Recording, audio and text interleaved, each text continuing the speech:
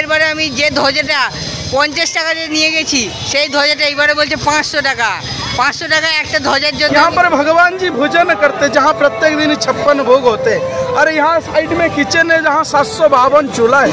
प्रत्येक दिन यहाँ पर भगवान जी भोजन करते, 7 टाइम भोजन। কি এখানে আনা বারণ সমস্তটা দেওয়া আছে, ল্যাপটপ, ক্যামেরা, জলের বোতল। চামড়াকে একটু জুম করে দেখাই, দেখো এই যে হাঁড়িগুলো নিয়ে যাওয়া হচ্ছে এগুলো কিন্তু সমস্তটাই জগন্নাথ দেবের যে ভোগ হবে।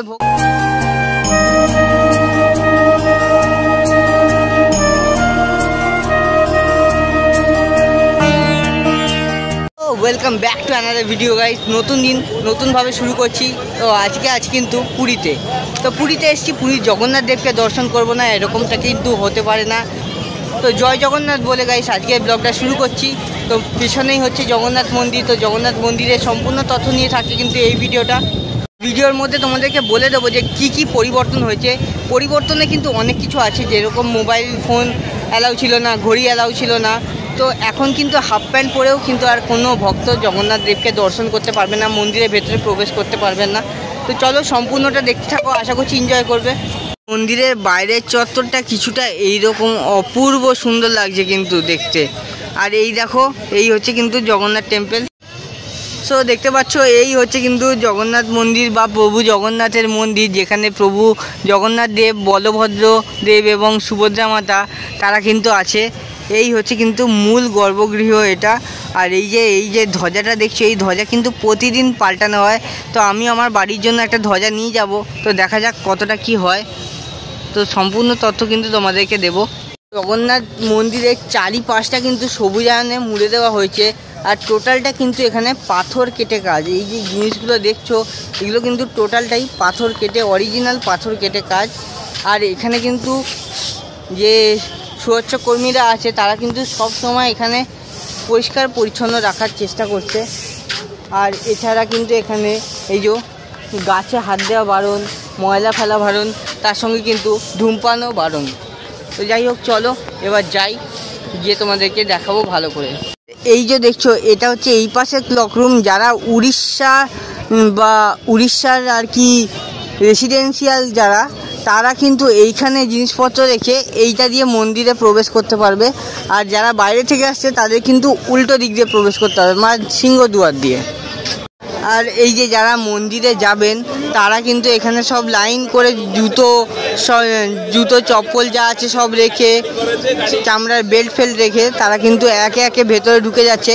আর এখানে একটা ভালো জিনিস কি, এই যে সিঁড়িগুলোতে না, এই সিঁড়িগুলোতে সব সময় জল থাকে, যাতে ভক্তদের পা ধুয়ে তারা একদম প্রভু জগন্নাথের কাছে যেতে পারে। মন্দিরের ভেতরে তো ঢোকা ক্যামেরা অ্যালাউ নেই, তাই জন্য এখান থেকেই তোমাদেরকে যতটা সম্ভব দেখানোর চেষ্টা করছি। তো দেখো মন্দিরের ভেতরটা কিছুটা এইরকম। তোমরা যারা আসবে এখানে তারা তো জগন্নাথ দেবের সরাসরি দর্শন পাবেই। এই যে এগুলো হচ্ছে উড়িষ্যা রেসিডেন্সিয়াল যারা থাকে তাদের জন্য কিন্তু এই লাইনটা বা এই গেটটা বলা চলে। এখানে কিন্তু পৈতে বানাচ্ছে, দেখতে পাচ্ছ এখানে পূজারীরা পৈতে বানিয়ে দিচ্ছে। তো এক একটা পৈতের প্রাইস কিন্তু 30 থেকে 50 টাকা। তো এখানে তোমরা যেমন বানাতে বলবে সেরকম বানিয়ে দেবে। আমার যেমন 9 সুতোর পৈতে লাগে, আমি ওই জন্য 9 সুতোর বলেছি ওনাদেরকে। আবার কারো 6 সুতোর পৈতে লাগে,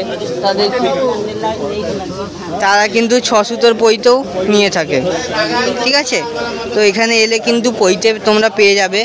আমার গোত্র হচ্ছে ভরদ্বাজ গোত্র, অনিমেষ মুখার্জি নাম। তো এই যে গোত্র বলে নাম বলে কিন্তু এখানে পৈতে ওনারা রেডি করে দেবে। তো কত করে নাও তোমরা এখানে পৈতে বানাতে কত করে নাও? আচ্ছা,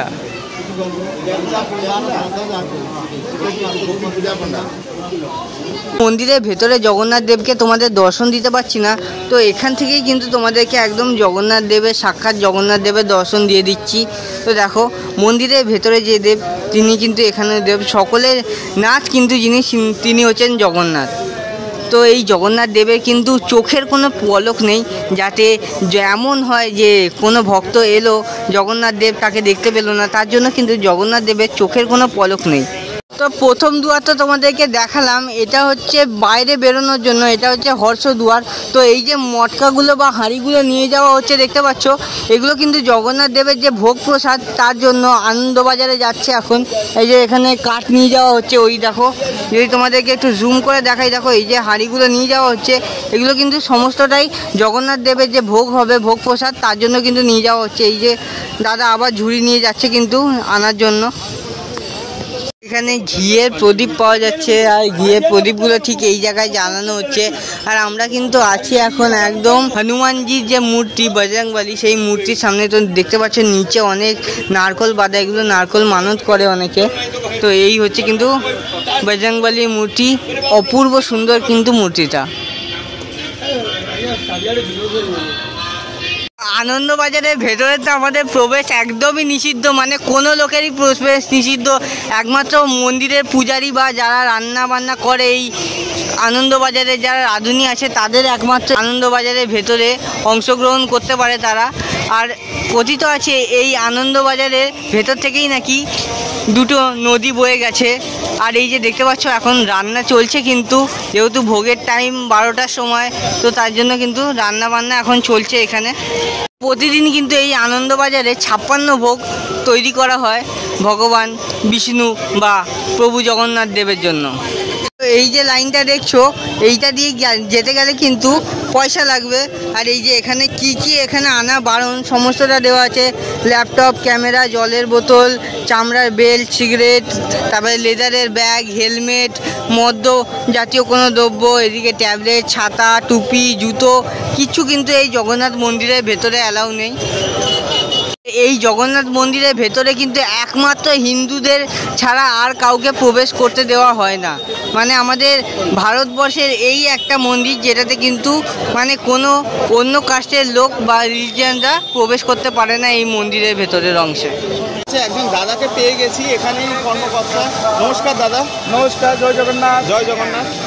তো এই দাদার মুখ থেকে কিন্তু আমরা শুনে নিই এই জগন্নাথ দেবের কিছুটা হিস্ট্রি, মানে কিছুটা ইতিহাস। जय जगन्नाथ। आपको जगन्नाथ धाम में स्वागत है। ये जगन्नाथ धाम 4 धाम का श्रेष्ठ धाम है। जगन्नाथ धाम ये कलयुग का धाम है। जगन्नाथ जी यहाँ जो जगन्नाथ बैठे हैं, यहाँ त्रिदेव जगन्नाथ, बलभद्र, सुभद्रा जी बैठे हैं। यहाँ पर भगवान जी भोजन करते, जहाँ प्रत्येक दिन 56 भोग होते। और यहाँ साइड में किचन है, जहाँ 752 चूल्हा है। प्रत्येक दिन यहाँ पर भगवान जी भोजन करते, 7 टाइम भोजन करते। ये संसार में, ये भारतवर्ष में ऐसे जगन्नाथ जैसे भगवान कोई नहीं है। यहाँ पर जो भगवान जी है, नीम का लकड़ी का भगवान है। और ये 4 धाम का श्रेष्ठ धाम है जगन्नाथ धाम। यहाँ कलयुग का धाम है। अब जो पीछे खड़ा है ये सिंह द्वार है। इस जगन्नाथ धाम में 4 द्वार है। ये पूर्व द्वार है, पूर्व, पश्चिम, उत्तर, दक्षिण। और ये 4 द्वार के भी अलग अलग नाम है, धर्म, अर्थ, काम, मुख्य। ये भगवान साल में एक बार रथ यात्रा में बाहर निकलते, जो हर साल नया लकड़ी में नया रथ बना जाते हैं। संसार में जो भगवान जी बाहर निकलते, ये मुख्य द्वार में बाहर आते हैं। और हर साल जो रथ यात्रा होता है, ये विश्व में सबसे बड़े रथ यात्रा है। ये जगन्नाथ धाम अंदर जाने के लिए सिर्फ हिंदू लोग ही अंदर प्रवेश करते हैं। यहाँ मुस्लिम क्रिश्चियन को अलाउड नहीं है। जो मुस्लिम क्रिश्चियन लोग आते जगन्नाथ धाम, ये भी जगन्नाथ जी को दर्शन करते। कैसे दर्शन करते? ना पतित पावन जी को दर्शन करते, जगन्नाथ जी का पति अवतार को दर्शन करते। रघुपति राघव राजा राम, पतित पावन सीताराम। जगन्नाथ जी खुद पतित पावन बन के इस सिंह द्वार सामने बैठे, जो बाहर से आते पतित पावन जी को दर्शन करते। अरे कलयुग का श्रेष्ठ भगवान जी है जगन्नाथ जी। और यहाँ जो जगन्नाथ है, ये प्राण भी त्याग करते। कहीं पर संसार में जगन्नाथ कोई भगवान प्राण त्याग नहीं करते। यहाँ जगन्नाथ जी जब जोड़ा आषाढ़ महीना पढ़ते, आषाढ़ को आषाढ़ पढ़ते, जिसका अधिक महीना बोलते, तो भगवान भी प्राण करते, प्राण त्याग करते। तो इसलिए जगन्नाथ धाम में आपको शुभेच्छा और जय जगन्नाथ। जरूर एक बार जगन्नाथ धाम बोल लेना। कलयुग में श्रेष्ठ भगवान को एक बार जरूर दर्शन करना। जय जगन्नाथ। বন্ধুরা এই যে লাইনগুলো দেখতে পাচ্ছ, এই লাইনগুলো কিন্তু এমনি এমনি কাটা হয়নি। এই যে পুরীর রথ বেরোয়, 3টে রথ, জগন্নাথ দেব, বলভদ্র দেব এবং সুভদ্রা মাতার, এই 3টে রথ কিন্তু পরপর এখানে লাইন দিয়ে সাজানো থাকে। তারপরে কিন্তু একে একে সব রথ চলে এই জগন্নাথ দেবের মাসির বাড়ি গুন্ডিচা টেম্পলের উদ্দেশ্যে।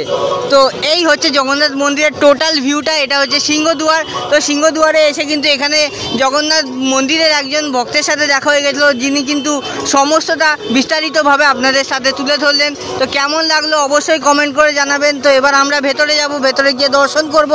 তো চলুন যাওয়া যাক, আর আপনারা ততক্ষণ একটু মন্দিরের সিনেম্যাটিক শট কিছু দেখে নিন। আমার বলতে একটু ভুল হয়ে গেছিলো, এটা হচ্ছে জগন্নাথ দেবের রান্নাঘর, এটা হচ্ছে মূল মন্দির, আর এই দিকে হচ্ছে আনন্দবাজার, যেখানে আর কি জগন্নাথ প্রভুর যে খাবার সেটা কিন্তু রান্নাঘর থেকে নিয়ে এসে এখানে রাখা হয়।